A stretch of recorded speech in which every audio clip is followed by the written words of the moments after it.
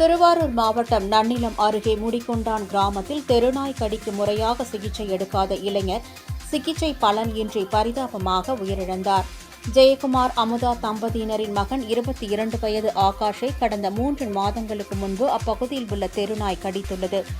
இதுகுறித்து பெற்றோரிடம் தெரிவிக்காமலும் சிகிச்சை பெறாமலும் இருந்த ஆகாஷ் திடீரென கடந்த 2 நாட்களாக நாய் போல் செய்கை செய்து கத்துவது, ஓடிப்போய் சுருண்டு கீழே படுத்துக் கொள்வது போன்ற செய்கைகளை செய்துள்ளார்.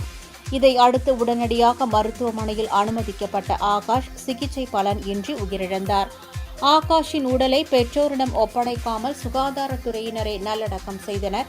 அப்போது பெற்றோர்கள், உறவினர்கள் மற்றும் கிராம மக்கள் கண்ணீர் விட்டு கதறி அழுத சம்பவம் பெரும் சோகத்தை ஏற்படுத்தியுள்ளது.